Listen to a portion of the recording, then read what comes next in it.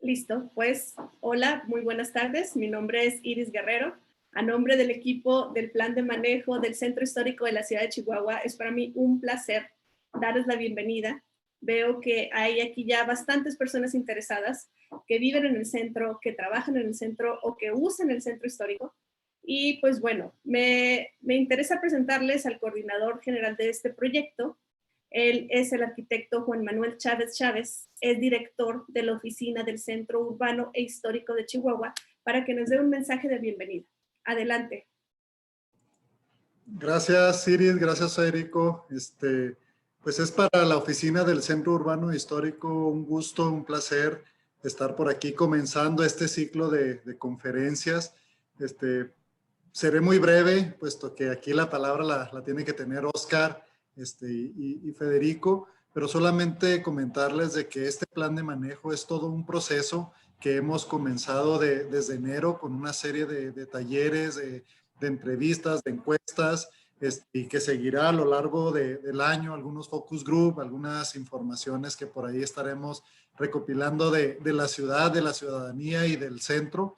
El plan de manejo es un proceso, no es tanto como una planeación, un plan, un documento, sino es un proceso que no termina, que es constante, que esperemos poderlo estar continuando durante todo el año y lo que Dios nos permite estar por aquí trabajando para el centro histórico, ya que el plan de manejo son los procesos de gestión, es todos los ahora sí que eventos de acuerdos que puede haber entre los diferentes grupos de interés y las conferencias, los consultores liderados por el doctor Federico Mancera bien tuvieron proponer este ciclo de conferencias que será durante los próximos meses con temas diversos. Ahí los temas, algunos de trabajos que ya tenemos aquí en la oficina, de algunos estudios que tenemos ya en la oficina con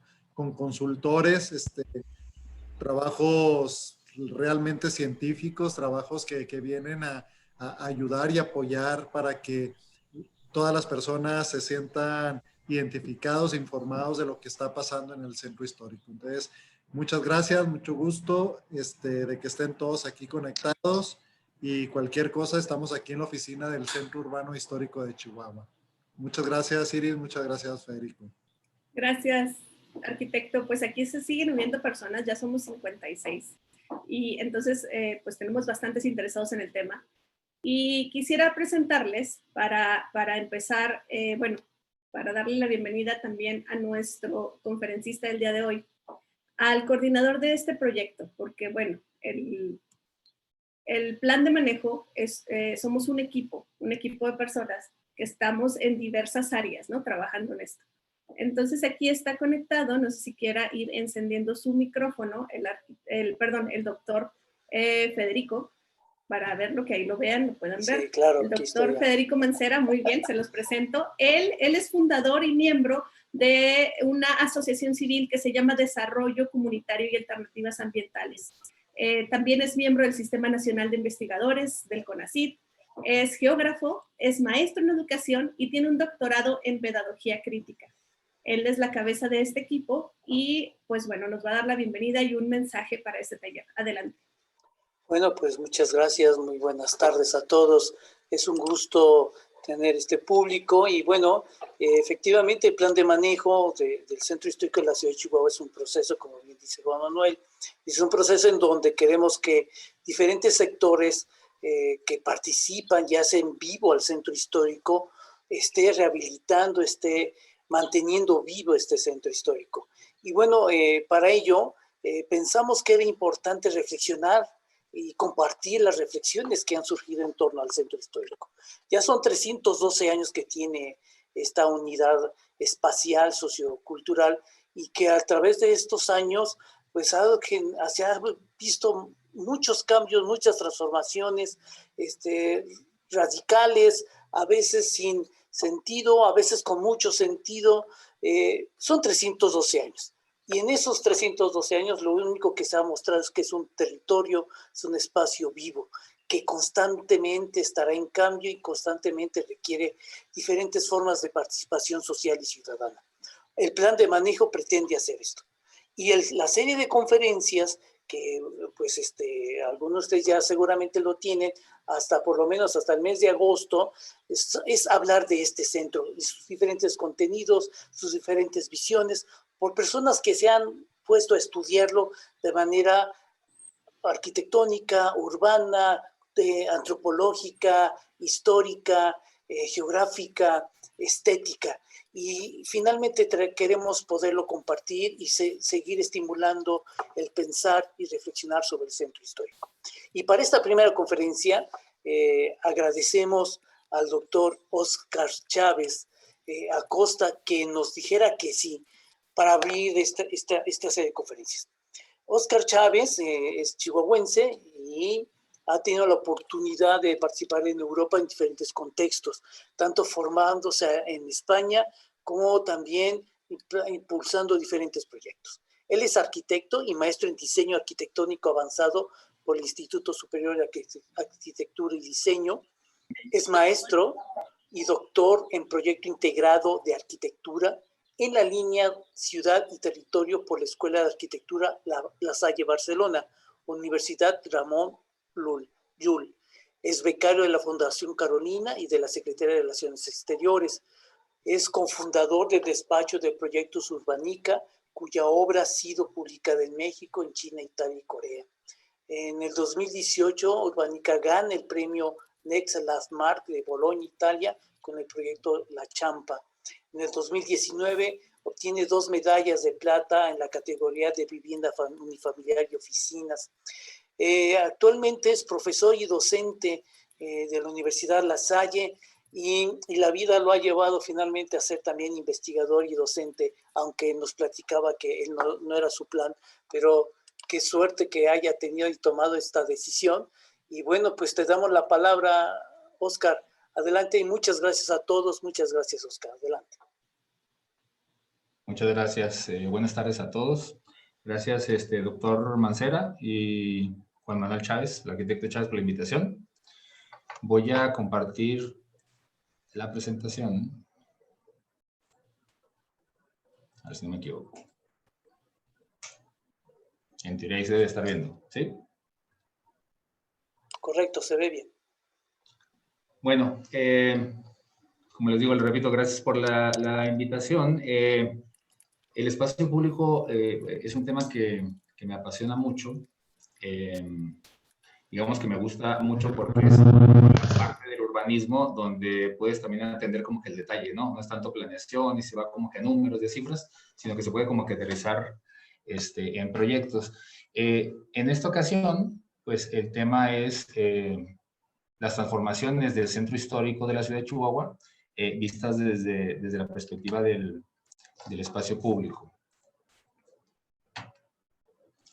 Quería iniciar, sí, con esta foto. Esta es una foto que cuando tuve la oportunidad de empezar con el doctorado, me di cuenta que falta mucha, o sea, que es muy difícil conseguir la información. Esta foto la saqué de la librería del Congreso de Estados Unidos, que es una foto del Templo de San Francisco y de cómo estaba conformada de manera precaria o en proceso de construcción la plaza que está enfrente.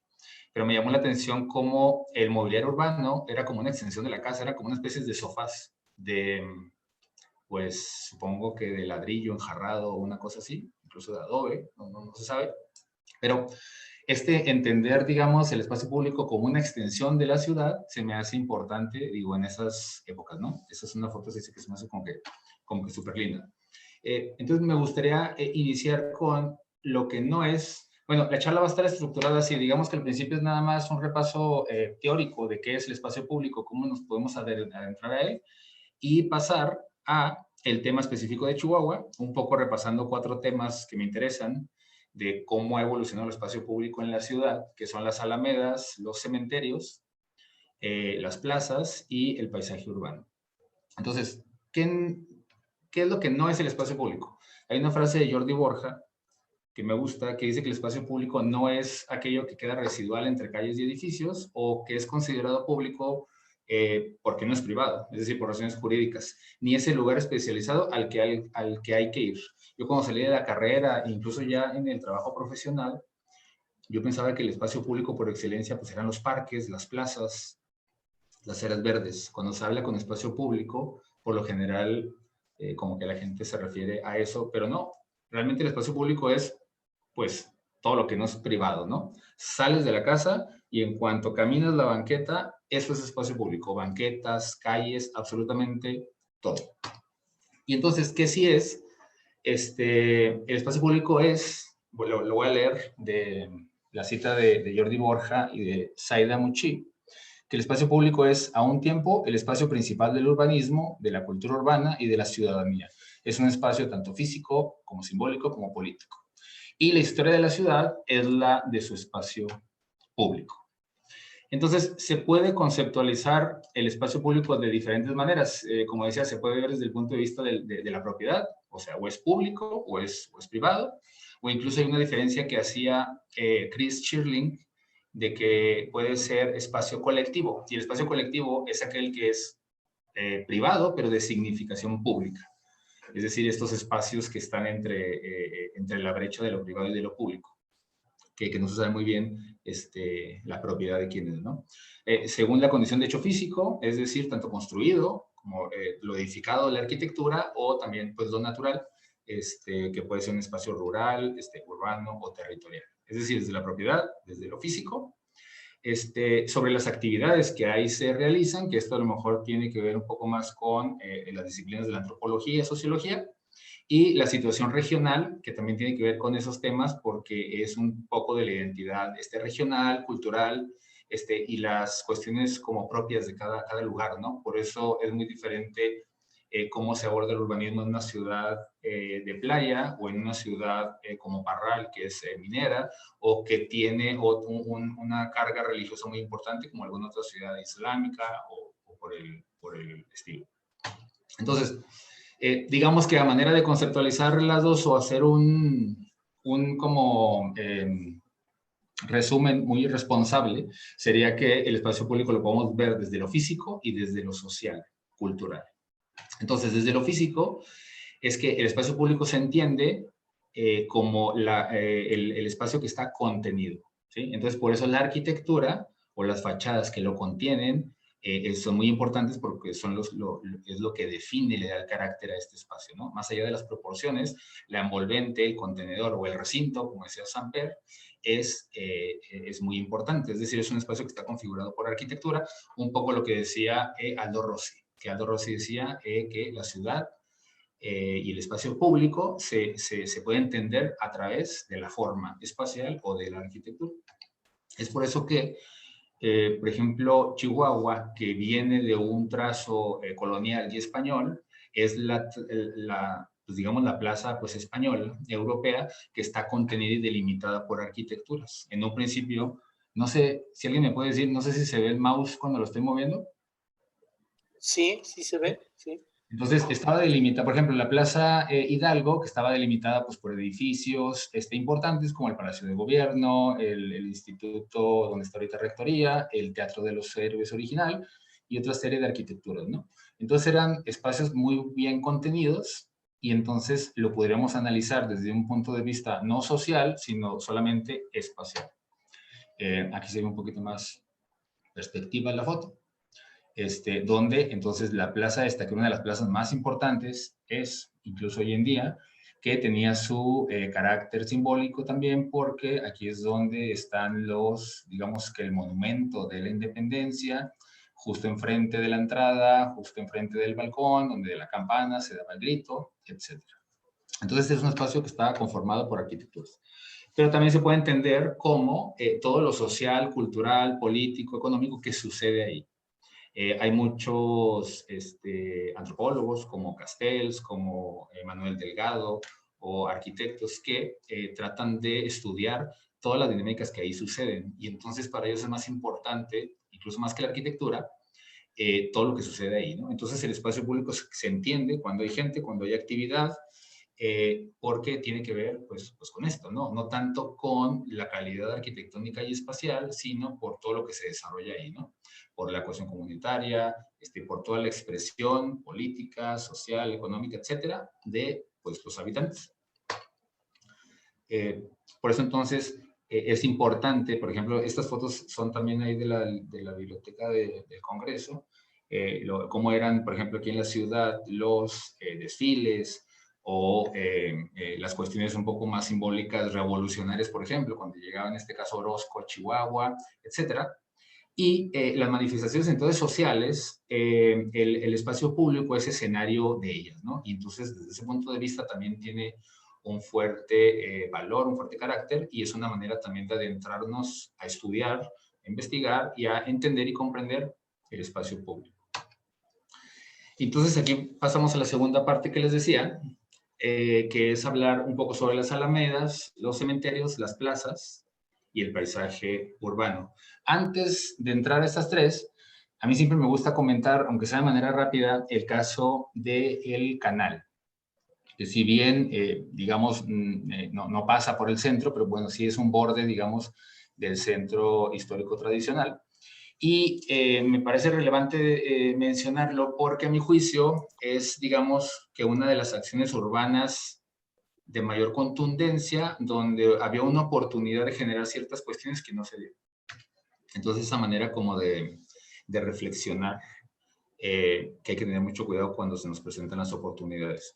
Entonces, el Chubíscar es importante porque, como la mayoría sabe, es pues uno de los porqués la ciudad está donde está. Entonces, nada más por eso ya es bastante significativo y fuerte culturalmente, ¿no? Y aparte es un hecho geográfico también importante.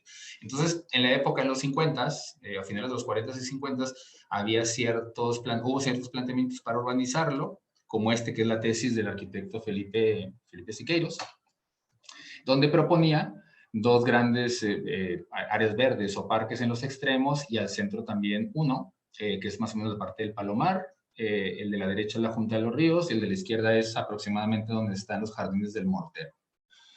Y todo este paseo, la sección de calle, contemplaba pues bulevares llenos de árboles, dos sentidos de un lado, dos sentidos del otro, les digo el camellón, la lateral, la banqueta y el paramento de la arquitectura o del espacio construido. Entonces digamos que esta es la sección que permitía el canal y la de abajo fue la que quedó. Y fue la que quedó sin árboles y mucho más contenida o más reducida porque de manera, digamos, pues, pragmática, se pensó que estas partes que no se están urbanizando se podían vender para poder financiar pues, la construcción. Entonces se entiende la practicidad pues, de los recursos, pero al ver el bulevar y la oportunidad de lo que pudo haber sido, es cuando uno se pregunta si quizá eso fue como que lo correcto, ¿no? Incluso hay unos mapas o planos donde manejan un trazo diferente al que tenemos hoy en el canal. Si ven aquí hay una curva, como doble, un zigzag, más o menos a la altura de la catedral, y estaba pensado un trazo pues recto. Ese trazo recto también a lo mejor implicaba algunas cosas y no se hizo y fue más fácil pues seguir con el trazado como normal del río, ¿no? El plano que les digo dice trazo alternativo del canal Chubíscar. Y entonces en el 56 y en el 57, 58 es cuando se materializa pues la urbanización y se contemplan pues un plan para, digamos, recuperar los terrenos ganados que ya no eran federales, sino que pasan a ser parte de la mancha urbana. Y entonces uno ve cómo en las fotos aéreas de ese entonces se dejan ciertos parques, ciertos espacios públicos verdes que estaban interesantes, que al final no se sabe por qué acabaron siendo urbanizados, ¿no? Unos para edificios públicos y otro para bodegas, como este triangulito que está aquí a la izquierda, que acaban siendo pues bodegas, construcciones, etcétera, y pues no se sabe bien qué pasó, ¿no? Entonces, este tipo de cuestiones me parece como que importante mencionarlo porque de ver la sección de calle esta con los árboles, peatonal, vehicular, etcétera, realmente sucede lo que Germán Samper decía, de que todo acaba cediéndose a su majestad el automóvil. Entonces el automóvil, al final de cuentas, es el que nos da la pauta de cómo es la ciudad y cómo es estéticamente la ciudad. Y bueno, esta foto no me la inventé, es una foto real. A lo mejor está en blanco y negro para que se vea como más dramática, pero bueno, es una foto de aquí, ¿no? Y entonces, ahora sí, a las Alamedas. Como tuve la oportunidad de hacer la tesis, como tenía que investigar un poco la evolución del espacio público, me di cuenta de muchas cosas que no sabía, que a lo mejor en la carrera no me las enseñaron, y en parte porque realmente hay muy poca documentación en la ciudad sobre estos temas. Las Alamedas eran, digamos, que los primeros espacios públicos donde la gente salía a caminar, a recorrer, a disfrutar. Tuve la oportunidad de encontrarme con esta foto de un como anuario de México del 58, donde viene pues el estado de Chihuahua, ¿no? Y donde describen las ciudades, a lo mejor se ve medio pixeleado, pero dice que la ciudad de Chihuahua tiene unas lindas alamedas, como la Alameda de Santa Rita, la Alameda Antigua, y que las calles en dirección este-oeste son regulares y bonitas. Entonces me pareció como interesante que en el anuario dijera que las calles pues como que son lindas, ¿no? Son lindas, que la Alameda es linda y que de alguna manera pues había condiciones estéticas interesantes. Estas son las calles lindas este-oeste, que en este caso creo que es la Libertad. Y en esta foto pues, de época se ve un poco pues, el tejido urbano y cómo las típicas ciudades de la colonia o de sí, con un diseño un poco más europeo-español, están paramentadas y tienen un cierto pues, paisaje urbano que lo podemos ver en muchas ciudades. Ahorita el centro está muy lastimado, pero en ciudades que están un poquito más protegidas, quizá como Zacatecas, Querétaro, etcétera, se puede apreciar muy bien esto de la proporción de los vanos y de cómo se apañan las construcciones. Y todos los planos de la época, siguiendo con el tema de las acequias, en 1850, en todos los planos se ven, si se fijan, muchos puntitos que significan los árboles. Quiere decir que más allá de las manzanas, era importante, pues, las alamedas. Esta es la alameda de donde está ahorita Santa Rita y el Parque Lerdo, que hacían lo que se llama ahorita el Paseo Bolívar, ¿no? Entonces era un paseo porque realmente la gente iba ahí a pasear. Lo mismo sucede con la alameda que llevaba hasta el Santuario de Guadalupe. Y aparece en el 50, en el 84, aquí está al revés, para que no se confundan. Acá está el santuario, viene la alameda y son todas las alamedas o todos estos paseos que llevaban desde el Santa Rita y el paseo, el Parque Lerdo, que llevaban hasta el Palacio de Gobierno. Y en el 1907 lo mismo, ¿no? Vienen indicadas porque son los espacios públicos de la época, ¿no? Y entonces estamos hablando que eran árboles de ese tamaño y por eso pues era el paseo, ¿no? Porque caminabas por ahí y estaba pues sombreado, con árboles gigantes y con unos refrescando ¿cómo se llama? El ambiente, con sombras, etcétera. Ese, por ejemplo, es el Alameda, que está donde es ahorita la Victoria, continuando hacia el Santuario de Guadalupe. Y entonces, ¿qué pasó con estos árboles gigantes que tenían muchos años? Pues se acabaron derrumbando, ¿verdad? Quitando para abrir paso a la modernidad, a la urbanización, pretendiendo que los árboles a lo mejor no son parte de una modernidad, ¿no? Una modernidad mal entendida. Y entonces, pues esa es una oportunidad también que ya quedó para el anecdotario, donde uno sabe que se llama Paseo Bolívar porque así se llama, pero no porque realmente era un paseo literal peatonal, ¿no? Y, por otra parte, los cementerios son los primeros espacios públicos de la ciudad. Los espacios públicos, perdón, entendidos como parques, como parques o áreas verdes. Entonces, hay una cita que me gusta de Almada en el en el diccionario de términos chihuahuenses del 84, donde dice que, bueno, sí, el gobierno vende de alguna manera la fosa, pero al final de cuentas, como necesita el espacio, pues dice que pasa por los derechos de los muertos o los huesos de los muertos y los derechos de los vivos, porque entonces ese cementerio ya no es práctico tener ahí gente enterrada, entonces como hay muchos árboles y está como grande, entonces lo hacemos parque, ¿sí? Entonces ponen el aviso y dicen llévense a sus muertitos porque ahorita, porque mañana va a ser un parque, ¿no? O un nuevo jardín.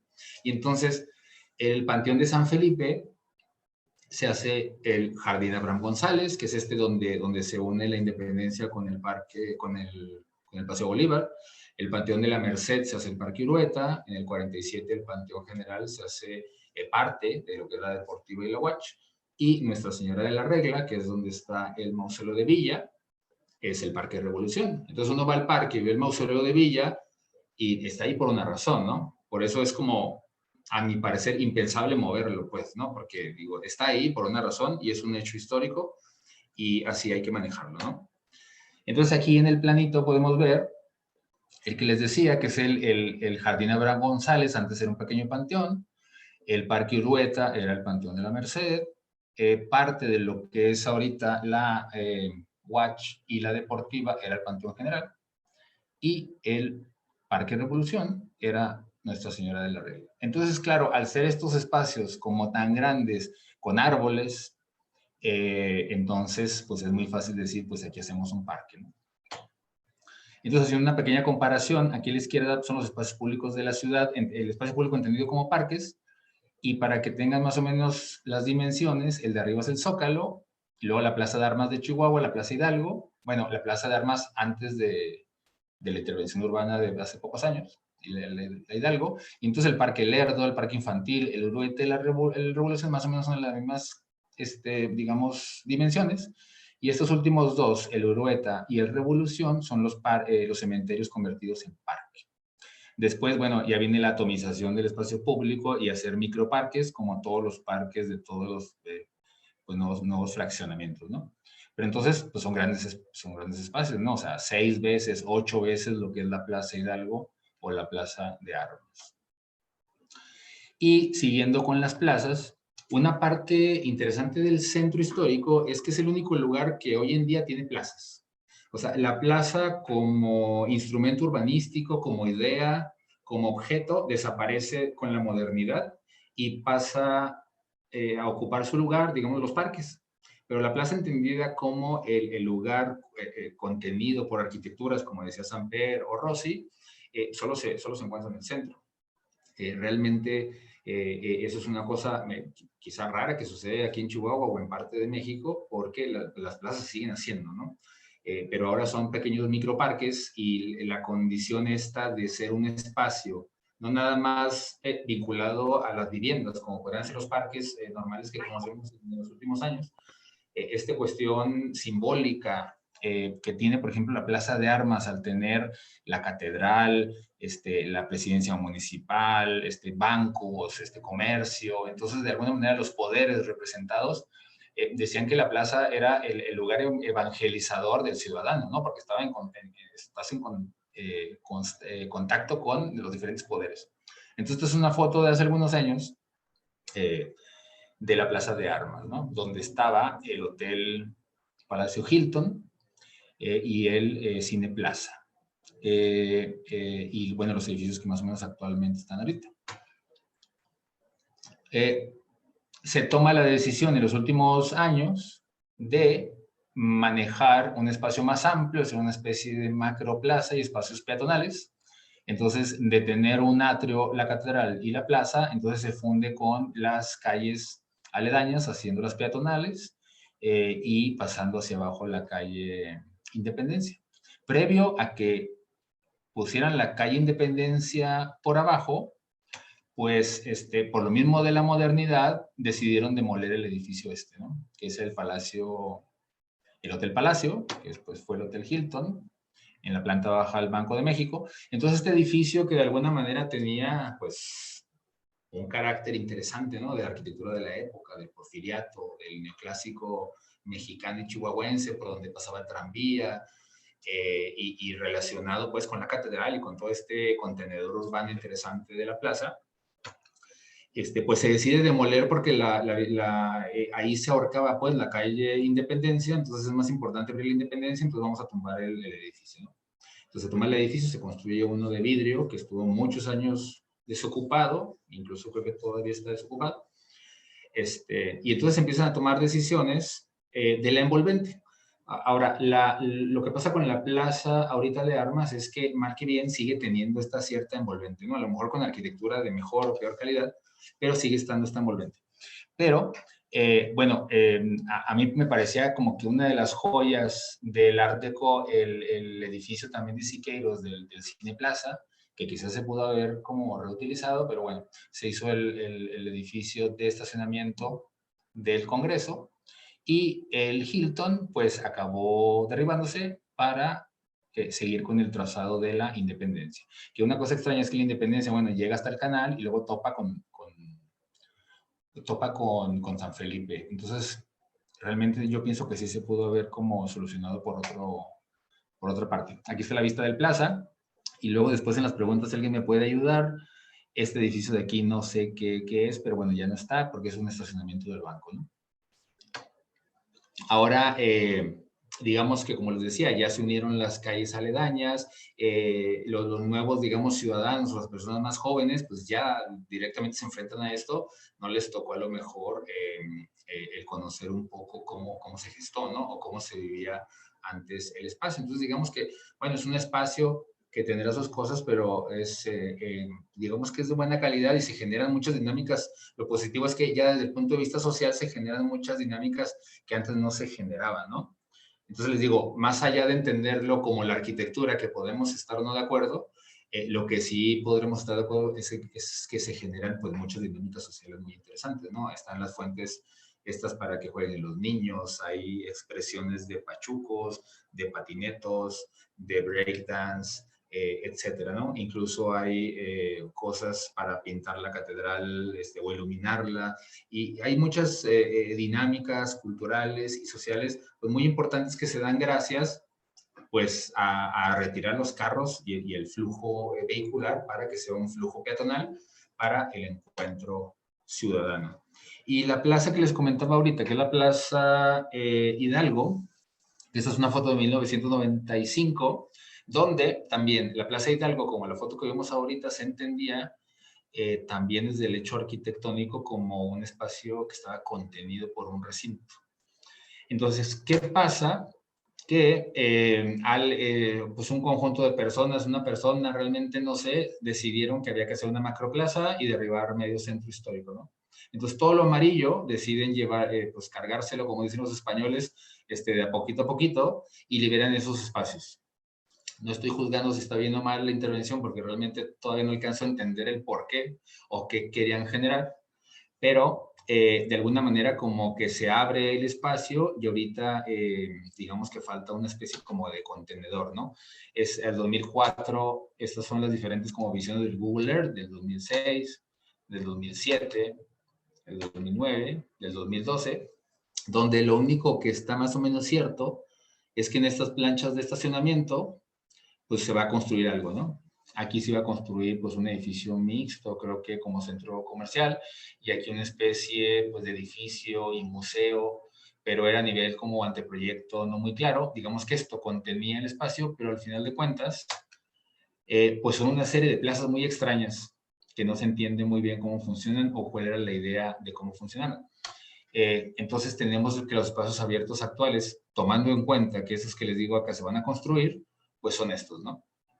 Entonces, ahora el templo de San Francisco, uno lo ve como lateral, ¿no?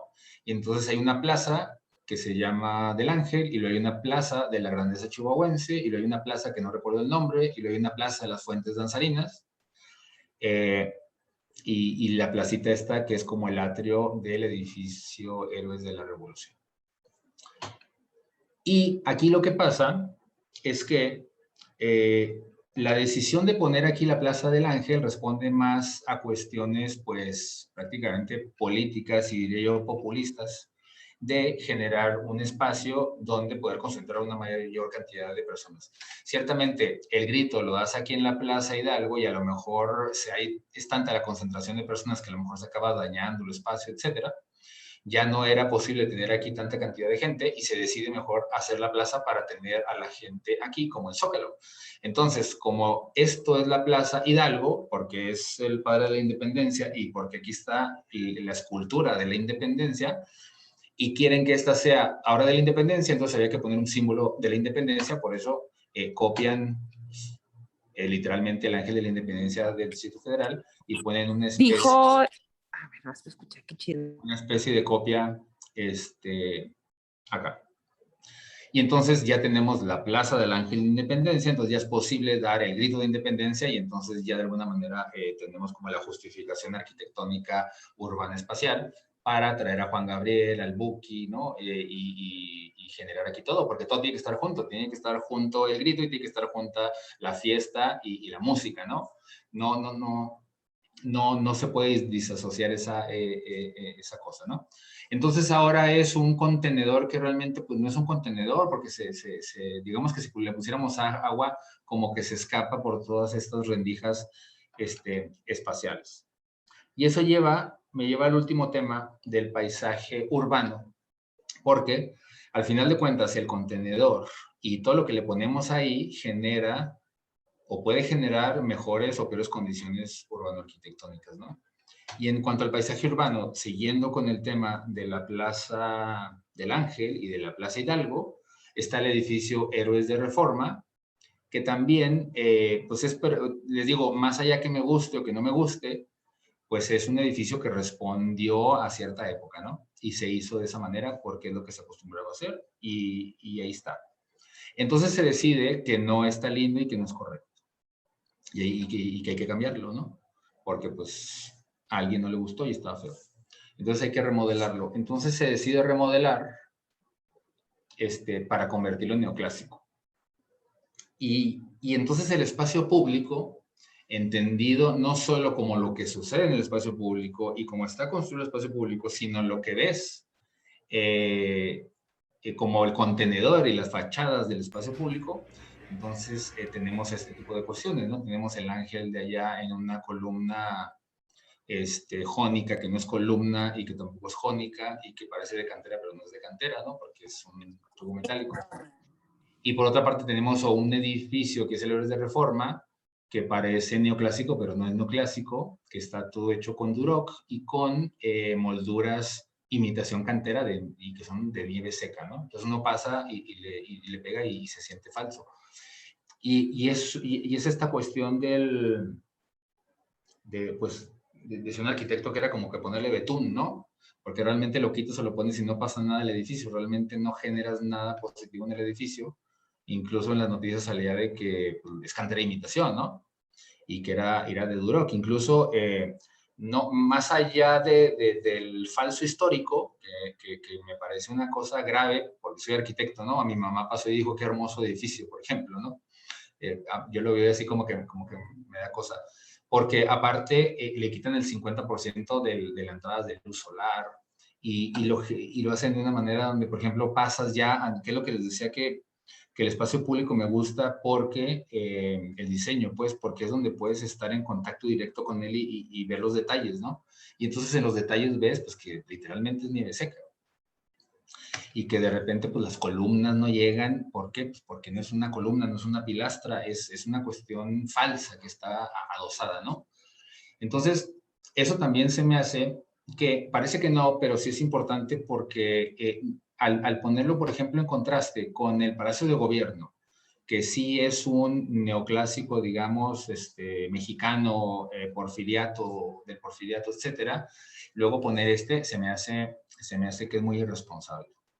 Que es muy responsable porque la arquitectura, como decíamos, del espacio público, la historia de la ciudad es la historia de su espacio público, ¿sí? Entonces, aparte de estar hecho con recursos públicos, da a una de las plazas más importantes y simbólicas de la ciudad, ¿no? En el Palacio de Gobierno es donde y atrás, en el mismo Palacio Federal, está el Calabozo Hidalgo. O sea, es un hecho muy, todo ese, digamos, ese eje, es un eje muy importante para la historia nacional, ¿no? Entonces, yo pienso que como paisaje urbano deberíamos de cuidar este tipo de cosas.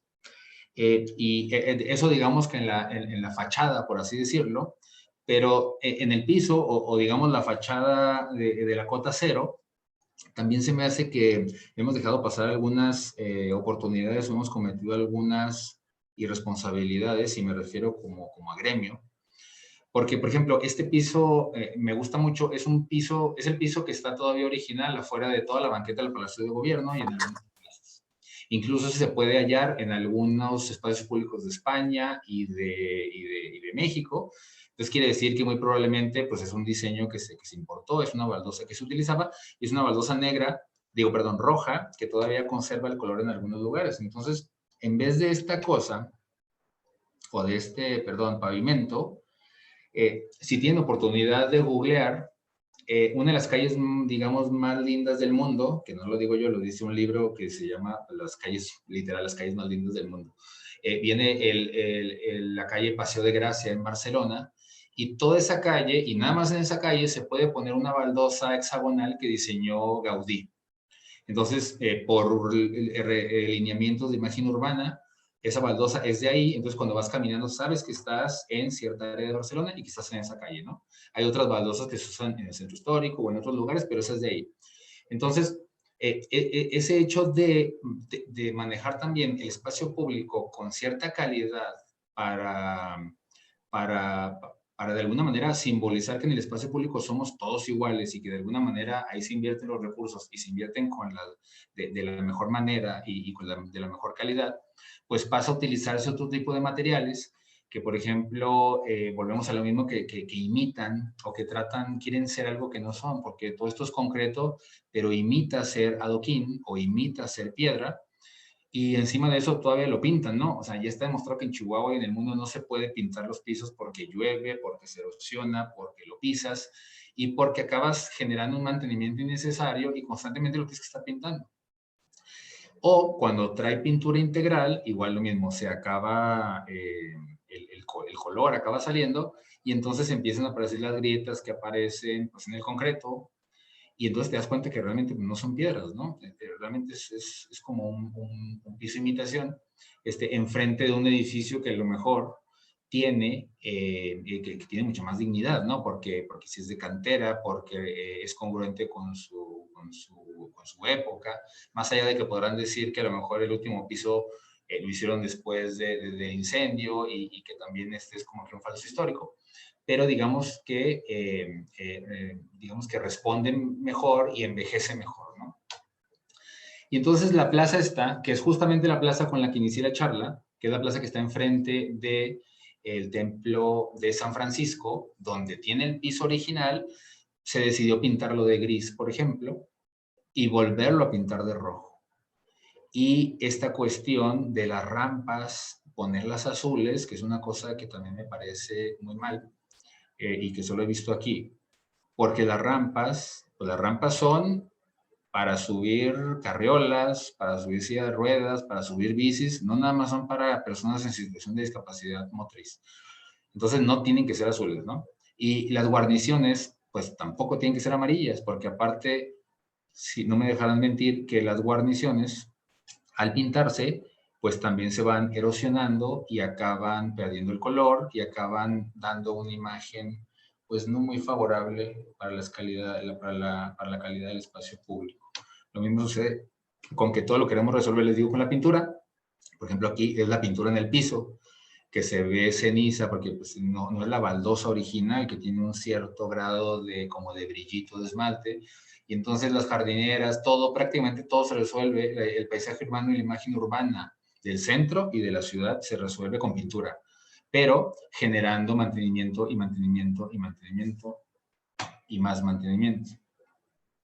Entonces, eso es, digamos, que lo que nos recibe de manera, digamos, estética, ya sea que visitemos el centro o lo caminemos. Nos reciben materiales falsos, arquitecturas falsas, no en todos lados, ¿no? Pero cuestiones que no generan, pues, o que habría que tener una mayor atención para generar mejores condiciones de espacio público. Y esto se da porque, pues, hace falta mucha reglamentación, lineamientos, capacitaciones para realmente generar espacios de calidad, ¿no? Esta es otra foto también de una plaza ahí en el centro, donde volvemos a lo mismo. Incluso el mobiliario urbano, que es una cosa también muy importante que me gusta mucho, acaba siendo botín como de marcar el territorio por las administraciones. Y les digo, todo se resuelve con pintura, ¿no? Aquí el piso, este es un piso de concreto, pues, que está pintado de gris y de rojo. Y que, pues no sé qué opinen, pero a mí me parece que no se ve como de la mejor manera. Cosa diferente a lo que se hizo en la intervención que ya les mencioné de la Plaza de Armas, donde realmente ahí sí hay piedras naturales, hay adoquines, y digamos que hay una atención mejor por el detalle, ¿no? Cosa que poco a poco ha ido permeando y parece que lo están haciendo de mejor manera en la peatonalización de la calle Victoria y en todos los proyectos que traen para generar mayores espacios peatonales en el centro. Entonces, para terminar, ya estamos casi en tiempo, y a manera de conclusiones, me parece que es importante primero conocer cuáles son, digamos, las formas urbanas que había antes y por qué son ahora, para ir pudiendo tomar criterios de qué cosas para el futuro permitir y qué cosas no permitir. Por ejemplo, una cosa que falta en el centro, que es una parte de las conclusiones que ahorita se las voy a mencionar, es que para que sea un centro más pujante económicamente, culturalmente, socialmente, tiene que haber vivienda. Y entonces, al meter vivienda y al meter edificios de vivienda, vamos a entrar al escenario de la rentabilidad económica de los desarrollos inmobiliarios. Y tenemos que tener mucho cuidado en cómo eso va a afectar el paisaje urbano. Porque este paisaje urbano se va a ver afectado por las nuevas construcciones que vamos a hacer ahí, porque está pasando lo que siempre pasa en todas las ciudades, de que el centro histórico decae porque es más conveniente invertir en la periferia, todos invertimos en la periferia, y luego después se pone de moda el centro, y entonces todos volvemos al centro y empezamos a construir. No necesariamente está mal, está bien, porque hay que revitalizar el centro histórico, pero hay que tener cuidado en cómo lo vamos a hacer, porque si no, entonces, digo, lo poco que tenemos nos lo vamos a cargar, ¿no? Entonces, el centro histórico, digo, todos estamos de acuerdo que tiene un valor indiscutible por, ya en este año, por ejemplo, no tanto por la calidad arquitectónica ni por su arquitectura, porque ya ahorita hay muy pocas áreas que están, digamos, como protegidas o como intactas, por así decirlo, ¿no? Les digo, está muy maltratado el centro histórico, pero tiene un valor indiscutible por la historia de la ciudad, ¿no? Lo que les decía, el eje independentista, por así decirlo, ligado a la Guerra de Independencia, el hecho histórico de la fundación como ciudad de la colonia española, del río Chubíscar, etcétera, tiene un valor indiscutible que no tiene en ninguna otra parte de la ciudad. Pero también el centro de la ciudad debería ser entendido como un lugar, como les decía yo, vivo, con animación social, 24/7, de que hubiera actividad. No es que las 24 horas haya actividad, sino que la mayor cantidad del día, de la noche y de los días, haya cosas que hacer, ¿no? Con vivienda, con servicios, con infraestructura, equipamiento, y que haya, pues, una oferta variada de actividades, ¿no? Cuestiones para niños, para jóvenes, para gente que le gusta la cultura, para gente que le gusta 10,000 cosas. Pero eso no debe ser nada más en el centro, eso debe de ser en toda la ciudad. En toda la ciudad debe de haber equipamiento, infraestructura, vivienda, actividad, servicios. Eso es una cosa muy extraña que no la tenemos tan clara, o ahorita ya poquitos años atrás no tanto, pero que en los 70s, en los 60s y en los 30s ya estaba documentado por Estados Unidos, ¿no? Por Perris, por Jane Jacobs, ya estaba documentado que el espacio público y la ciudad tenía que ser mixta, porque la vivienda requiere de todo lo demás y todo lo demás requiere de la vivienda. Entonces, lo bueno es que de alguna manera ya se está entendiendo y estamos yendo hacia ese escenario, ¿no? El espacio público, esto me parece importante mencionar, nunca ha sido una estrategia de ciudad. Nunca se ha visto como una política pública y lo que tenemos hasta ahorita salvo honrosas excepciones, son pues, acciones aisladas e improvisadas que no son parte de un sistema. Entonces el espacio público no se entiende como un sistema de espacios verdes, espacios estanciales, de paseo, calles, banquetas, mobiliario urbano, paisaje, etc. Entonces no se entiende como un sistema, se entiende como pequeñas actuaciones, como acupuntura urbana, y cada quien lo hará de la mejor manera que puede según sus capacidades y el presupuesto, pero como política pública y estrategia de ciudad para generar mejores condiciones de vida, mejores condiciones económicas, mejores condiciones incluso de turismo, de derrama económica, etcétera, pues es muy difícil que se den si no se plantean ese tipo de iniciativas y atendiendo la calidad y cantidad y todas las cosas que tienen que ver con el espacio del espacio público. Y, como les decía, contar con espacios públicos de calidad. ¿Por qué? Porque una de las cosas, ahorita al principio le comentaba el doctor Mancera, que yo cuando salí de la carrera, una de las cosas claras que tenía es que no me quería dedicar al urbanismo, porque veía como una cuestión sumamente complicada de intervenir, como muchos intereses políticos, y realmente no había como una concepción urbana como hay ahorita. Ahorita hay una concepción urbana muy fuerte en todo el mundo. Es muy importante la movilidad, es muy importante los usos mixtos, el paisaje urbano, y entonces cada vez hay más demanda de expertos en ciudad, expertos en temas de ciudad, en arquitectura, en urbanismo, en planeación, en diseño, etcétera. Y también las políticas públicas, digamos, de la ONU y de los países tienden ya a ver a la accesibilidad universal como un derecho y el derecho a la ciudad, ¿no? Entonces tienes un derecho a la ciudad, pero a una ciudad de calidad. ¿Y dónde se va a ver la ciudad de calidad? En el espacio público, no hay más. Y entonces, los espacios públicos, y con eso termino, los espacios públicos contribuyen a esta formación de nuestra identidad como chihuahuenses, ¿no? Como ciudadanos, y construye este sentido de pertenencia que debemos de tener a la ciudad, ¿no? Sentirnos que pertenecemos a Chihuahua, que conocemos la ciudad, porque solo conociéndola la vamos a poder querer y proteger, ¿no? Nadie quiere y nadie cuida lo que desconoce.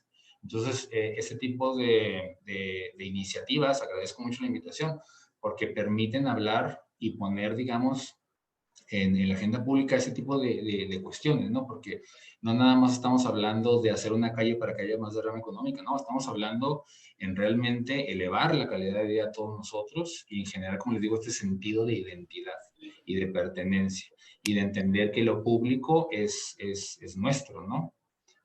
Nosotros a lo mejor no lo entendemos tanto porque luego subimos al carro y vamos y llegamos a donde vamos, a donde queremos ir y no tenemos tanto la condición del peatón que recorre y conoce y reconoce su ciudad. Eso el europeo y las ciudades, digamos, más densas lo tienen más claro porque sienten que la ciudad es una extensión de su casa, ¿no? Y de lo privado. Entonces, por eso pueden vivir en calles pequeñas, en casas pequeñas, porque tienen ciudades que les ofrecen muchas cosas muy importantes. Entonces, pues eso. Entonces, el espacio público contribuye a muchas cuestiones y una de las más importantes que se me hace es generar esta identidad y este sentido de pertenencia. Pues muchas gracias. Pues, Oscar, muchas gracias por tu participación. Notarán la importancia que tiene entonces esta dimensión del espacio público. Los arquitectos lo comprenden muy bien, los planeadores igualmente. No obstante, la gente que vive en la ciudad, que entra y sale del centro histórico, la gente que es transeúnte, pues nota perfectamente esta dimensión del espacio público. De igual manera, el entender que es un espacio de aprendizaje, un centro histórico educador, pues es más que evidente y se nota precisamente en estas tres categorías que has enunciado: las alamedas, los cementerios, las plazas, los paisajes urbanos, estos cementerios que se han convertido en parques y que son hoy una parte fundamental de organización comunitaria, de gobernanzas en torno a un parque, ¿no? Y bueno, pues con eso le doy la palabra a Iris para que pueda dar lugar a las opiniones, a las preguntas que seguramente han surgido a lo largo de tu exposición, Oscar. Bueno, adelante, Iris. Gracias Oscar y Federico. Bueno, pues tenemos aquí algunos comentarios antes de pasar a abrir los micrófonos para las preguntas. Dice Guillermo Soto Leal: Oscar, según recuerdo, el ingeniero Jesús Roberto Durán me comentó que parte de la canalización del río Chubíscar se financió con uno de los primeros ejercicios de derramas, donde los propietarios requerían contribuciones en base a los beneficios recibidos por la obra, de tal suerte que no creo que la franja que mencionas la pudieran vender el gobierno para financiar. Otros datos. Le voy a presentar un oficio de la época donde lo menciona. Tengo un oficio original que saqué en el archivo histórico, donde dice que parte precisamente se va a vender. Es un documento. Y yo no digo que todo, pero gran parte sí se financió por la venta de estas tierras.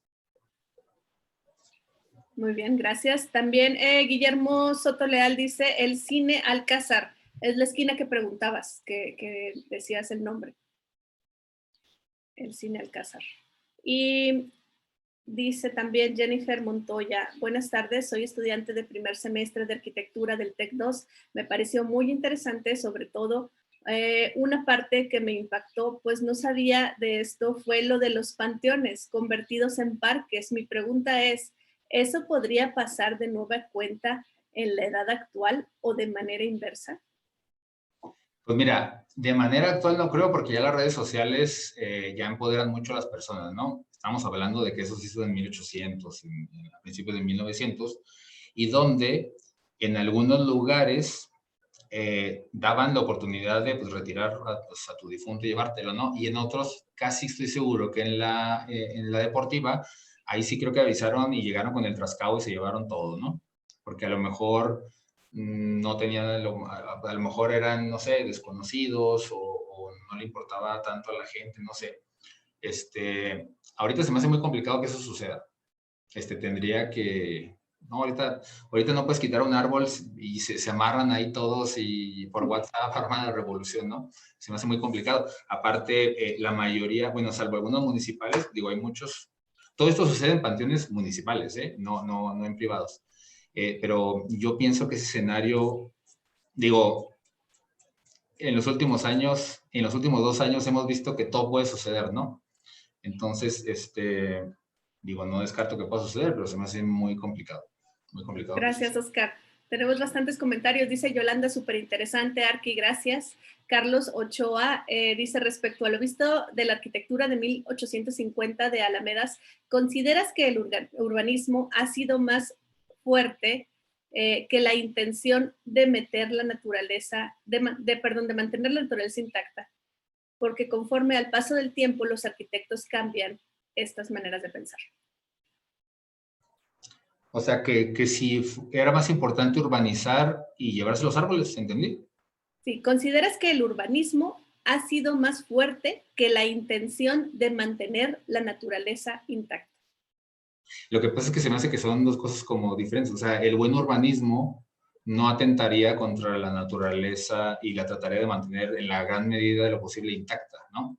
O sea, no se trata, te digo, aquí más bien es llegar y decir, vamos, aquí, ¿no? Vamos a quitar los árboles porque entran los carros.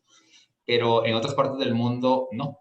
Entonces, a lo mejor vamos a meter carros, vamos a ver cuántos caben y pues vamos a poner los que quepan porque también es muy importante el árbol, ¿no? No estoy diciendo que sea más importante el árbol que el carro, ni que el carro que el árbol, sino que los dos son importantes porque son parte de un sistema llamado ciudad, ¿no? Entonces, el buen urbanismo de alguna manera contempla los dos, ¿no? Digo, no siempre puedes hacer todo lo que quieres y hay veces en que hay que sacrificar unas cosas, ¿no? Pero es que aquí no dejaron ni siquiera un arbolito, ¿no? O sea, realmente se llevaron absolutamente todo. Entonces, a mí se me hace que no es tanto el problema de urbanismo, sino es más bien, incluso te podría decir que ni siquiera de los urbanistas, ¿no? Porque me ha tocado que muchas veces presentas un proyecto y te dicen que sí y acaban haciendo otra cosa o toman otro tipo de decisiones. Entonces, es como la buena arquitectura. Es cuando dicen la arquitectura bioclimática y hay quien dice, pero es que la arquitectura es bioclimática, ¿no? O sea, porque tienes que hacerla según el clima. Y entonces, este tipo de etiquetas Luego también se las pone el urbanismo, y el urbanismo ecológico, y el urbanismo social, últimamente el urbanismo para las mujeres. Entonces, todo este tipo de adjetivos, habrá quien diga, no, pues es que nomás hay que ser urbanismo, y el urbanismo hay que respetar todo esto, ¿no? Muy bien, gracias. Pablo Ortega te da gracias por tu tiempo y te pregunta sobre las líneas de investigación que estás proponiendo o cuáles son las que estás llevando a cabo. Es sobre el espacio público y estamos trabajando en dos. Ahorita estoy viendo que aquí está conectado Oscar Núñez, y una es digamos, en Chihuahua Futura, una estrategia de espacio público, pero para dinamizar el espacio público y generar mejores condiciones de seguridad y de actividad social, ¿sí? O sea, prácticamente es todo el espacio público como que me apasiona, pero digamos que es esa línea. Y la otra línea es de la participación ciudadana en los niños y de cómo los niños pueden llegar a proponer y transformar el espacio y realmente considerar a los ciudadanos y no considerar que las personas son ciudadanos hasta los 18 años, ¿no? Entonces, de chiquito, darle la voz a los niños para hacer la ciudad. Con la ciudad de los niños no me refiero a la ciudad llena de juegos y así, sino diseñada pensando para que el niño esté seguro, porque una ciudad segura para el niño va a ser una mejor ciudad para todos. Muy bien, del TEC 2, Tabata Madrid, te pregunta que si sabes por qué los dos estacionamientos que estaban en un principio fueron tomados para modificarse y después no, y se dejaron a medias. Pues lo que sé es lo que sale en los periódicos, realmente. El chisme bien no me lo sé. Y Edgar Cabrera pregunta, me gustaría preguntar si la Casa Juárez fue afectada durante la remodelación del centro histórico. Fíjate que eso no sé. Sé que, y ahorita a lo mejor alguien me podrá desmentir, el gobernador Flores fue el que hizo como la revolución del centro histórico en el sentido de que amplió calles, ¿no? Y creo que pasaban con un sprite o con una pintura y decían, esto se va a demoler. Y así fue como se ensancharon, no todo el centro, pero ciertas calles, ¿no? De hecho, yo tengo la teoría, que eso también no lo he comprobado, ni lo he preguntado, pero tengo la teoría de que el espacio que te piden al frente de tu casa es un poco por eso. O sea, la restricción de construcción, por ejemplo, te piden 3 metros de construcción, sin construir, pero 3 metros no sirve para el carro.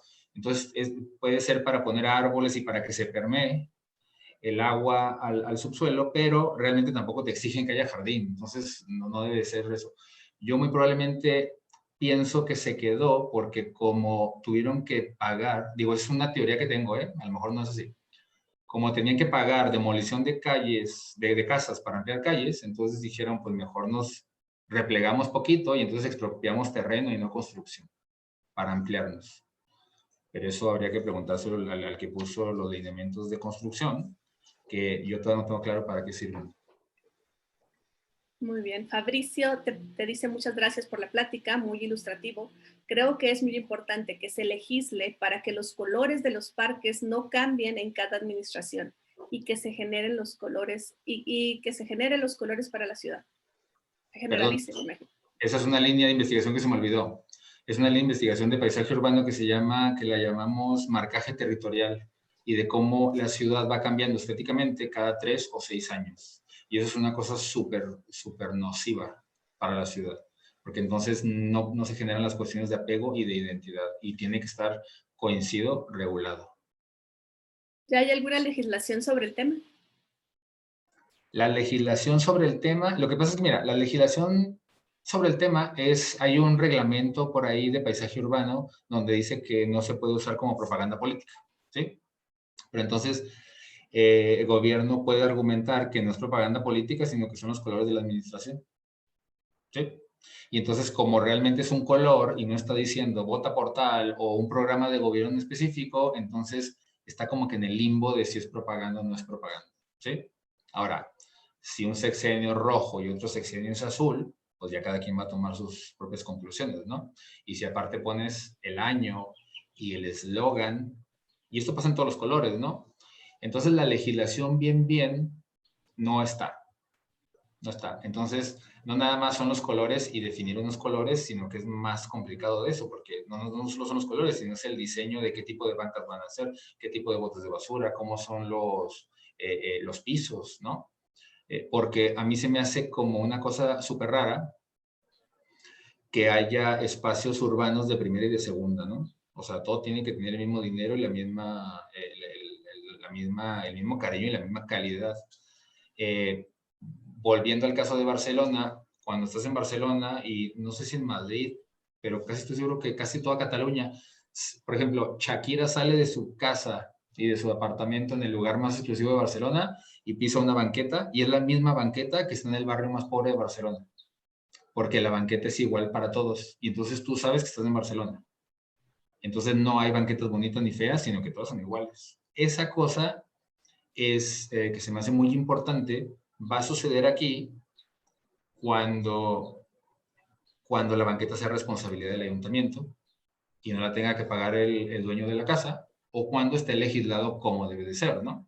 Pero mientras no suceda, ahí puse la foto del canal, esa que puse a blanco y negro medio dramática, donde es una loseta pues, de cerámica, donde toda la gente se resbala y de repente hay un borde y cada quien hace lo que quiere en el espacio público. Tendría que estar legislado. Muy bien. Tenemos muchas preguntas de los alumnos del TEC. Creo que están, muy entusiasmados con esta plática. Pero antes dice Armando Marín, excelente charla. Hace falta hablar y conocer más de nuestra ciudad y particularmente del Centro Histórico. Felicidades, Oscar. Edgar Cabrera del TEC 2 dice, soy estudiante de primer semestre de arquitectura y ¿crees que es viable que en un futuro se vuelva a remodelar el centro histórico con intención de convertirlo en una atracción turística? Pues yo pienso que ya se está haciendo. Pero a ver, es que el trasfondo no es hacerlo atracción turística, porque no es un pueblito mágico ahí maquillado. O sea, lo que se está haciendo, y muy probablemente Juan Manuel esté de acuerdo conmigo, no es hacerlo bonito para atraer el turismo. O sea, el turismo es muy importante, pero hay que hacerlo bonito, interesante, funcional, flexible, para que haya 10,000 actividades y que haya derrama económica y que haya gente que viva. Y es para nosotros y para los de fuera y para todos, ¿no? O sea, no nada más es bonito por la atracción, ¿no? O sea, es un lugar que siempre se vive y que se vive intensamente y que tiene ciertas características que hacen atractivo que alguien más venga, ¿no? Porque la gente no viene por un color de fachada, también viene porque hay burritos y porque hay música y porque la gente baila, etcétera, etcétera, ¿no? Acá concuerdo con la opinión de Alejandra Ríos, que dice, buenas tardes, muchas gracias por la plática, muy interesante, gracias. Y creo que debemos de continuar estas charlas para educar al público del deber ser del urbanismo. Y completamente de acuerdo en que debe de haber congruencia en el diseño del centro histórico. Puede que el problema de las guarniciones pintadas de amarillas se puede solucionar con guarniciones de algún material de color propio en armonía con el diseño colonial. Sí, de acuerdo. Sí. PCA, que no tiene aquí su nombre, pero nos dice, desde tu punto de vista como arquitecto urbanista, ¿consideras que las personas han aceptado y se han apropiado de espacios públicos haciendo referencia a la zona que se hizo peatonal desde la Plaza de Armas hasta la Plaza del Ángel? ¿Y qué papel juegan los aspectos culturales que se han llevado a cabo ahí?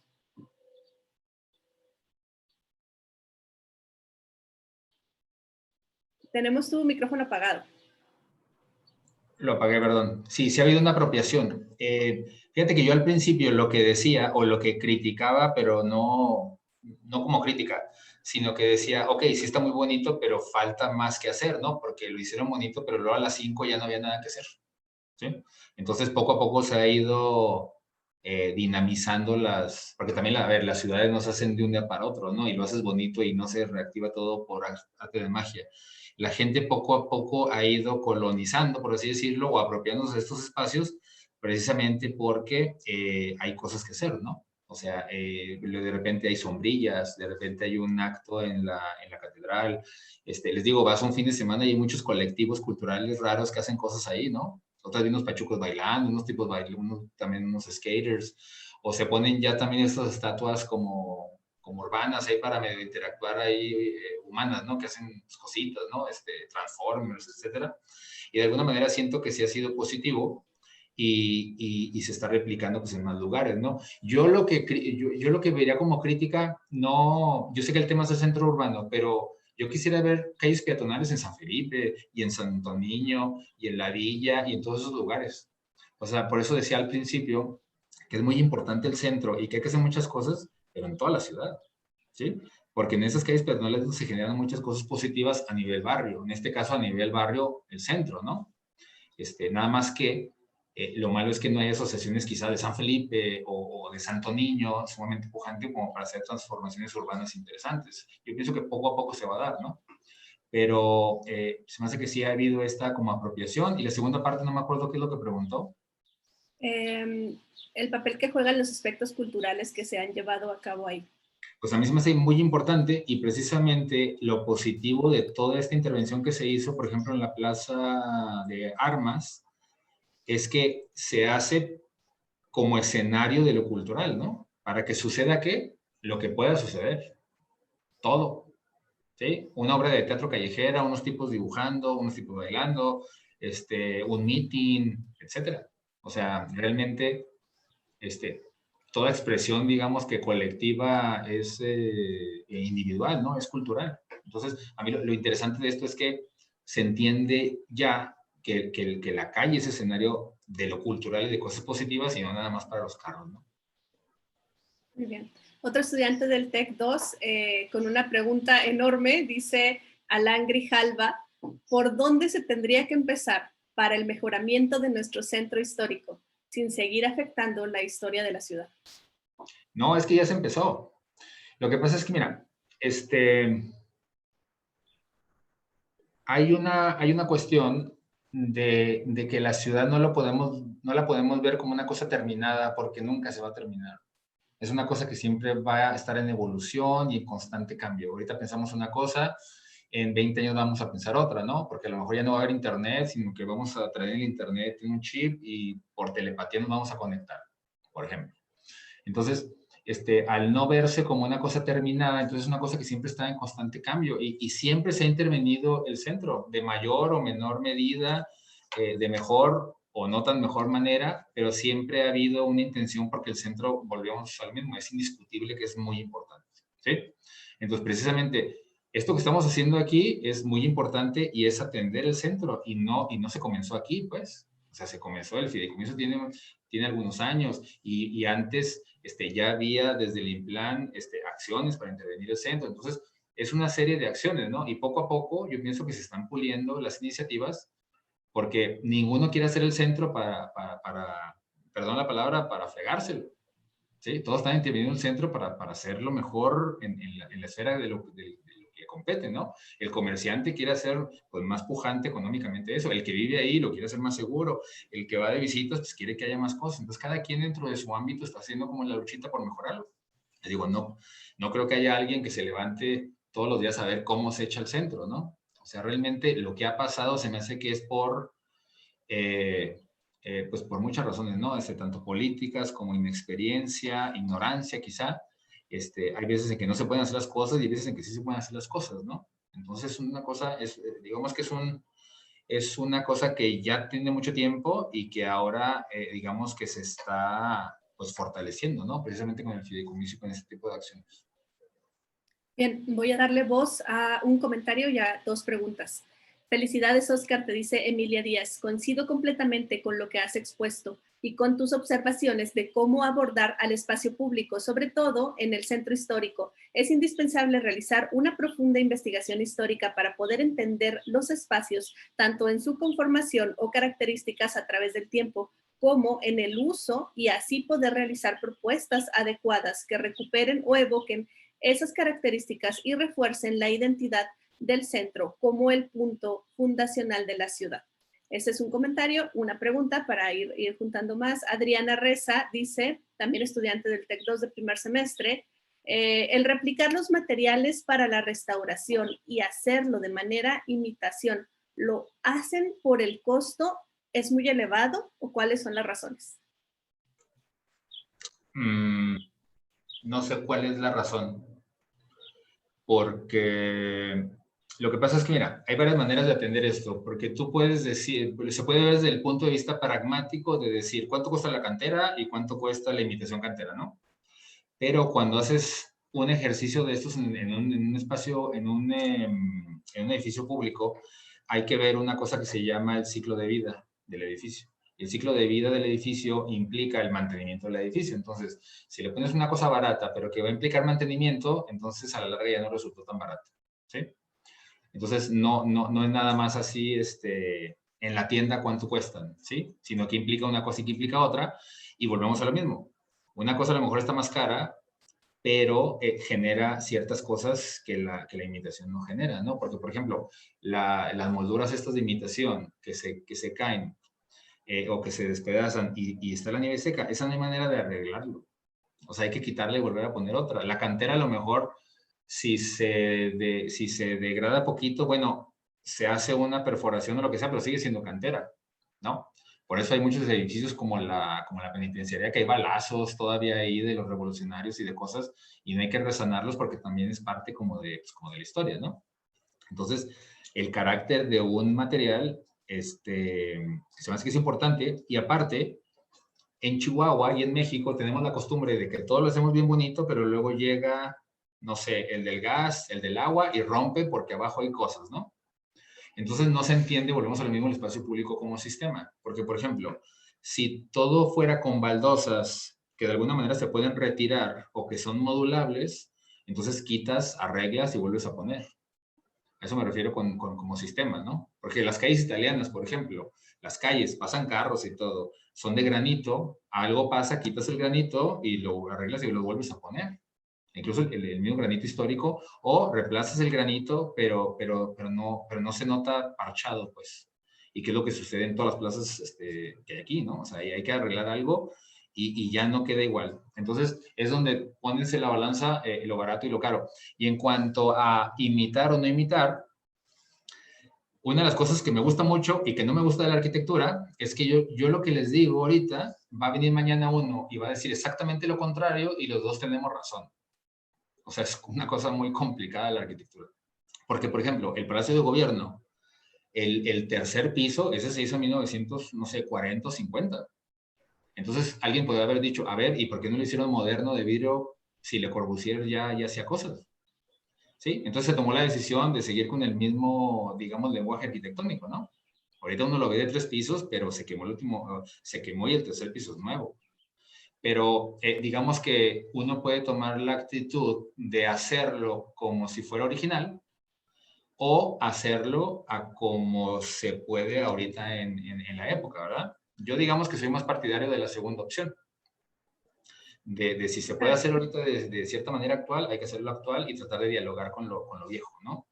O sea, y se puede hacer porque ejemplos de esos hay en todo el mundo y ejemplos muy interesantes y muy padres.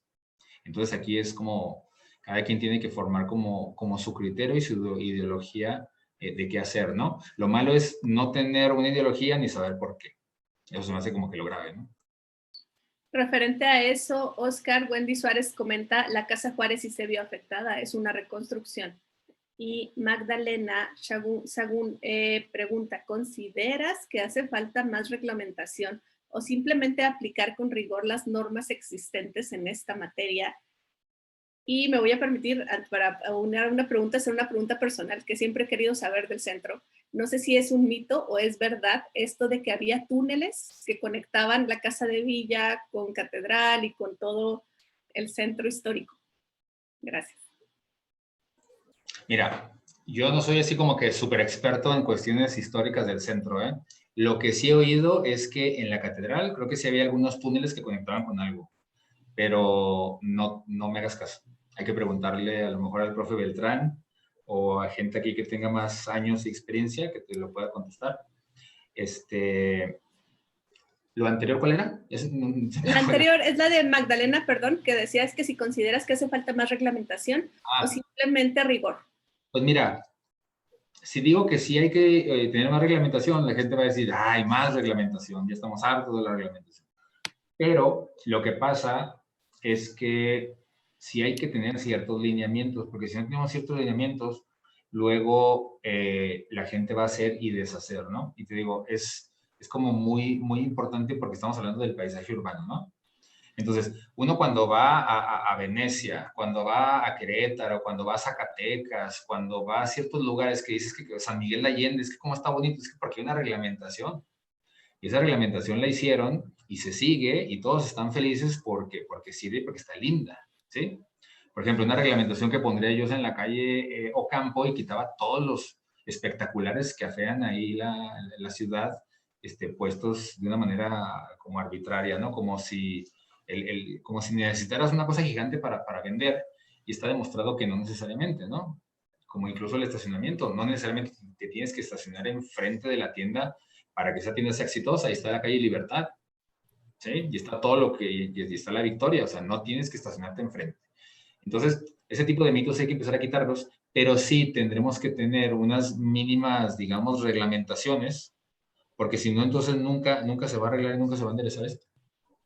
Y van a seguir los abusos, porque hay gente que lo hace por abusona y gente que lo hace por ignorancia. Las dos están mal, por eso sí tiene que haber una mínima reglamentación. Bien, nos quedan pocos minutos y hay muchos comentarios, así que me voy a permitir leer de corrido un par de comentarios y lo que sí les prometemos es que Oscar va a leer todo y les va a contestar en el chat, o bueno, les vamos a poder contestar porque este video va a estar grabado y lo van a poder ver en un canal de YouTube, ¿sí? Entonces va Gabriela Barrios Estrada. Lo que comenta de la identidad se perdió un poco como referente de la historia y de la arquitectura. ¿Qué pasó con los edificios héroes de la Reforma, la llamada silla de King Kong, con el manejo de los prefabricados de los años 70 y 80 que tenía ese edificio? El Cine Plaza del Art Deco, el edificio Rusek y el funcionalismo que se derivaron para dar apertura a otras propuestas que quién sabe si fue lo más óptimo. Voy a leer otro antes de que comentes. Cas dice, buenas tardes, soy estudiante del Instituto Tecnológico 2. Respecto a que el centro de las ciudades es considerado el corazón o motor de una ciudad, y esto debe tomarse en cuenta al momento de que se comienza una ciudad. ¿Qué cree usted que entorpezca hoy en día el correcto funcionamiento de este órgano, tomando en cuenta que de él deben derivarse o distribuirse los bienes o servicios del resto de la ciudad? Bueno, preguntas muy interesantes. Mira, yo no concuerdo con eso último. Yo no creo que el centro sea el motor de la ciudad. O sea, la ciudad tiene que, ¿cómo explico esto? O sea, la ciudad tiene que ser, digamos, autosuficiente y muy entrecomillado para no tener que depender del centro, porque precisamente depender del centro implica movilidad, concentración de cosas, ¿no? Por ejemplo, cada barrio, cada extensión de la ciudad tendría que tener una representación municipal para ir a pagar el agua, la luz, lo que tú quieras, arreglar problemas. Luego, tener que ir al centro para arreglar algo es como, yo pienso, innecesario y que salvo casos así muy concretos, pasa en muy pocas ciudades. Por ejemplo, en Francia y en España, cada barrio tiene una como oficina de servicios municipales donde se generan todos los trámites que necesites, ¿no? Te casas, sacas la credencial de no sé qué, hay comandancias de policías, etcétera, etcétera, y no está atomizado en una poco lugar. Y en ese sentido, es muy importante ver que toda la ciudad tiene que ser motor de la economía, motor social y motor cultural. En ese sentido, tan importante culturalmente es Santo Niño y San Felipe como el centro, y muy entrecomillado. Son diferentes, pero culturalmente son muy importantes. O sea, San Felipe tiene su expresión. San Felipe es el único, digamos, vestigio importante de arquitectura del movimiento moderno de la ciudad. Y eso no es cosa menor, porque la arquitectura del movimiento moderno bien hecha tiene el mismo valor que la arquitectura colonial. Nada más que la colonial es más vieja, ¿no? Y tenemos como un cierto como apego ahí romántico, pero la arquitectura del movimiento moderno es tan importante como la otra, en términos arquitectónicos, ¿sí? Lo malo es que como no está protegida, pues se están echando San Felipe, ¿verdad? Y otra serie de lugares. Entonces, no coincido tanto, les digo, con ese argumento. Y al principio mencionaban lo de San Felipe, de la arquitectura moderna, y precisamente hay que proteger pues muchos de las expresiones arquitectónicas, estilísticas, porque les digo, en términos de arquitectura, tan importante era no haber demolido la central caminera vieja y no haber demolido el Cineplaza, ¿sí? Porque eran los vestigios. Es como si alguien quiere tumbar las cosas de Gaudí o otra cosa que tenga un cierto valor patrimonial. Todo eso es, digamos, expresión de lo chihuahuense, ¿no? Y entonces se podría manejar también San Felipe y hacer un motor económico y entender que la calle es el primer, la calle es el primer, digamos, motor económico, ¿no? Que son las economías de escala. Pero estamos acostumbrados a que hay casas y un Oxxo, casas y un Oxxo, casas y un Oxxo y el centro. Entonces todo está en el centro. Pero entonces ya se está cambiando la legislación y a nivel federal el uso de suelo comercial y el habitacional es el mismo porque ya se dieron cuenta que se necesitan, ¿verdad? No puede haber viviendas sin comercio. Luego pasan las barbaridades que hacen de desarrollar allá en San Guillermo o en la periferia y ponen literalmente casas y una tiendita, casas y una tiendita, ¿no? Entonces, para hacer usos, imagínense que tengan que venir hacia el centro. Por eso, toda la ciudad tiene que ser un motor económico y toda la ciudad tiene que tener su expresión cultural y la tenemos que proteger. Muy bien, no vamos a alcanzar ya a leer todas las preguntas, pero les prometemos que les vamos a contestar. Por ejemplo, Jorge Meléndez, él confirma que la Casa Juárez se recortó por la calle Quinta y Doblado. Y pues bueno, hay otras preguntas, tenemos otros comentarios. Diana Herrera los va a mencionar nada más para que sepan que los tenemos en cuenta. Diana Herrera del TEC 2, Karina Villescas también del TEC 2, Paola Pando, Ricardo Aldama, Paola Corral, Alejandro, tenemos a Wendy Suárez, a Nora González, y me gustaría terminar con esta pregunta, este espacio. Dice el arquitecto Rogelio Salais: muchas gracias por la conferencia, doctor. Mi pregunta va dirigida hacia un plan de desarrollo. ¿Realmente ha llegado a funcionar de manera satisfactoria un plan de desarrollo urbano? Si es así, ¿cuántas veces ha sido sometida Chihuahua a esto? La respuesta es no. No ha habido un solo plan que se siga y que se cumpla. Y siempre se ha estado cambiando. El primero del 82, que lo hizo el gobierno del estado, el plan director urbano, contemplaba muchas cosas que nunca se siguieron. Decía que no había que urbanizar hacia el norte, hacia el área de los Leones, y se construyó para allá. Y decía que iba a haber un anillo periférico y tampoco se hizo. Entonces, se me hace que, digamos que con los años, va a ser un poquito más respetado eso, pero los planes siempre se han movido, pues dependiendo de muchos intereses, ¿verdad? Intereses políticos, intereses inmobiliarios, que van cambiando la legislación y los planes. O sea, realmente si uno ve toda la evolución de los planes, pues se han seguido a medias o no se han seguido prácticamente nada, ¿no? La misma, la UACH, el nuevo campus de la UACH nuevo, así no era. La nueva, casi todas las vialidades que ahorita están bordeando la ciudad así no eran, así no estaban pensadas. Y se va a ir cambiando, ¿no? Ahora, en parte es por los intereses un tanto de las fuerzas oscuras que están ahí atrás moviendo todo, y en parte es porque pues, la ciudad va evolucionando y las realidades pues, son diferentes, ¿no? En el 82 no pensaban a lo mejor el escenario que tenemos ahorita de muchos carros, y hace 10 años no pensábamos el escenario del COVID y cómo nos iba a cambiar absolutamente también las cuestiones de habitación en las viviendas y del espacio público. Entonces ha estado cambiando. Lo que me parece ahora es que el plan, digamos, está más... Para empezar, hay más información, porque antes los planes urbanos estaban ahí escondidos, ¿no? Y nadie los tenía acceso.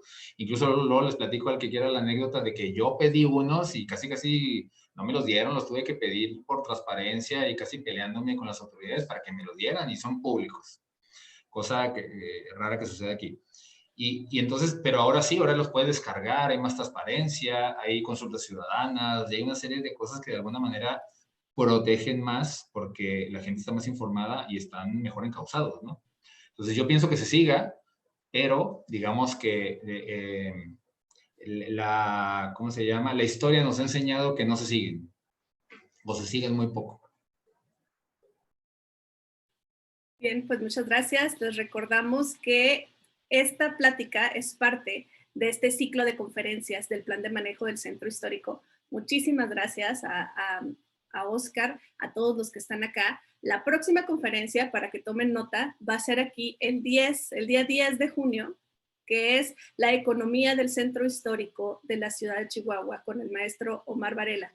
Y pues bueno, los esperamos acá conectados, vamos a responder todas sus dudas y este video va a quedar grabado para que lo puedan revisar en YouTube. Y pues dejo la palabra al arquitecto Juan Manuel Chávez para que nos dé la despedida. Gracias. Gracias, Iris. Pues más que despedida, agradecimiento por su presencia, por haberse dado el tiempo de participar en esta primer conferencia de este gran ciclo de conferencias.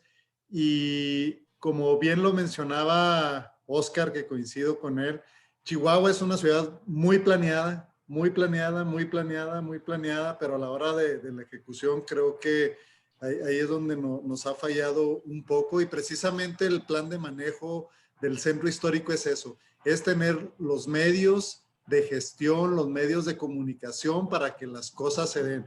El centro histórico tiene su plan parcial, su modificación del plan parcial, tiene su plan maestro, tenemos reglamentos de estacionamientos, tenemos reglamentos de imagen urbana, tenemos una serie de reglamentaciones que si no lo hacemos por medio de un plan de manejo, de ver qué le corresponde a cada quien, pues difícilmente. Entonces coincido totalmente contigo, Oscar, en ese sentido.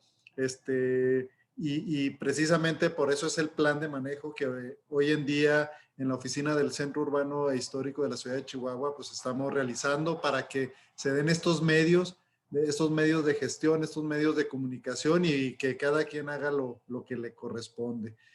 Muchas gracias a todos, muchas gracias Federico, muchas gracias Oscar por su tiempo, y pues en nombre de la oficina del Centro Urbano e Histórico de la ciudad de Chihuahua, les agradecemos y los esperamos la próxima conferencia de este ciclo de conferencias. Gracias, Iris. Gracias.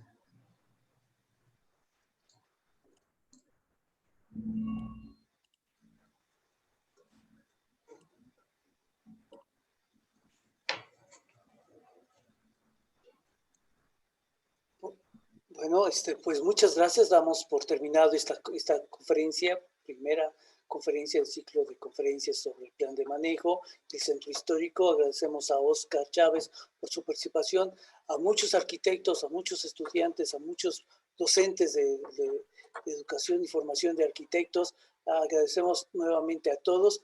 Y bueno, ahí está ya en el chat el plan. Regístrense, por favor, para poder darle un seguimiento pormenorizado a cada uno de ustedes, y los esperamos la próxima sesión, y difúndalo, por favor, difúndalo a toda la gente que conozca y pase por el centro y se dé su caminadita por allá, los residentes. Necesitamos divulgar estas consideraciones. Nuevamente, gracias y muy buenas tardes a todos. Nos vemos. Gracias. No, buenas tardes. Gracias, Oscar. Gracias, Federico. Gracias. Hasta luego, muy buenas tardes. Oscar, muchas gracias. Muy amable, muchas gracias. Hasta luego. Gracias. Gracias.